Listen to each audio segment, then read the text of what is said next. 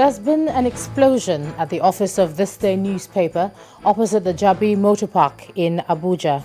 Thisday sources close to Channels Television say 2 suicide bombers were reportedly let into the compound by security men through the back gate before the bomb was detonated. 5 people are believed to have died in the blast, with many more injured. Meanwhile, another blast occurred at a building housing Thisday and the Sun newspapers along Kontangora Road by Ahmadu Bello Way in Kaduna. Casualty figures are said to be high, but the number has not been confirmed.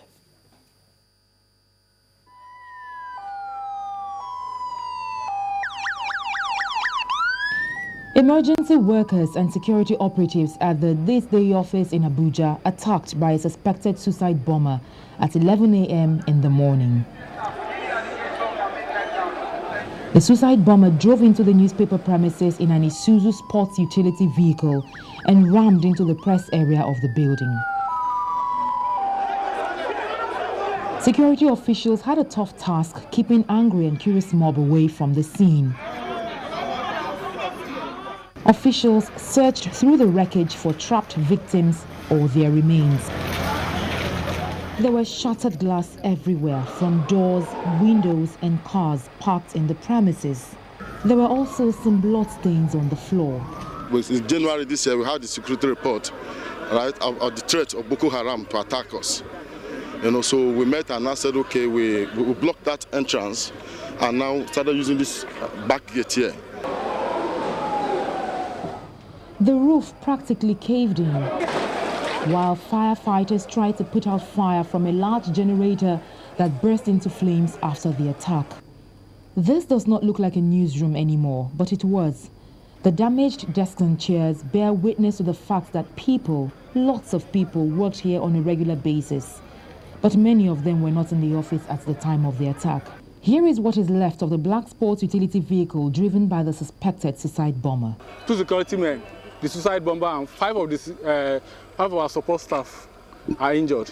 They have been taken to the hospital. You can see that the front gate had been locked. There will be full briefing on that later.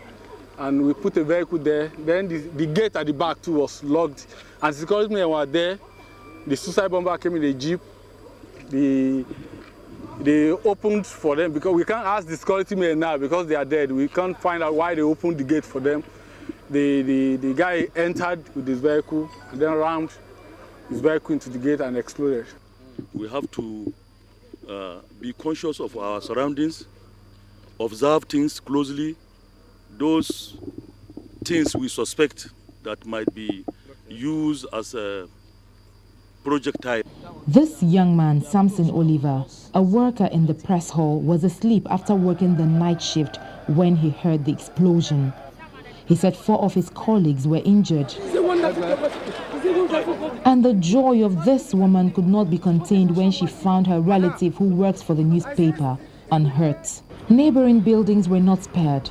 The shattered windows also testify of the impact of the blast. Subsequent investigations will reveal the extent of damage. The wounded were rushed to the hospital.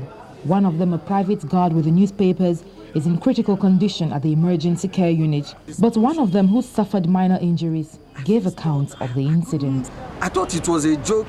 Before I know it, glasses start flying. The thing threw me. I jumped in under the desk. I saw that there was another explosion again, and I ran out. All of us ran out confused. What was going on? Before the frontal glass in the office was broken, the roof flying, there was a black smoke billowing. Is this an all-out war against the media? Many are asking. Bearing in mind that a few months ago, Channels Television's Enenche Akogu was killed in an attack in Kano. Zakaria Issa, a newscaster and Hausa translator for the Nigerian Television Authority in Maiduguri, was also killed in October last year. And this has further confirmed our fear that journalists are not safe. Our media houses, the premises of all media organizations, is not safe as far as I'm concerned. Again comes the question Nigerians have been asking and are still asking. Just how long will this menace of terrorism last? And are the security agencies and the government really dealing with this matter? Are they really nipping it in the bud? Or are they just playing lip service? Nigerians are watching and praying. Doris Okenwa, Channels Television News.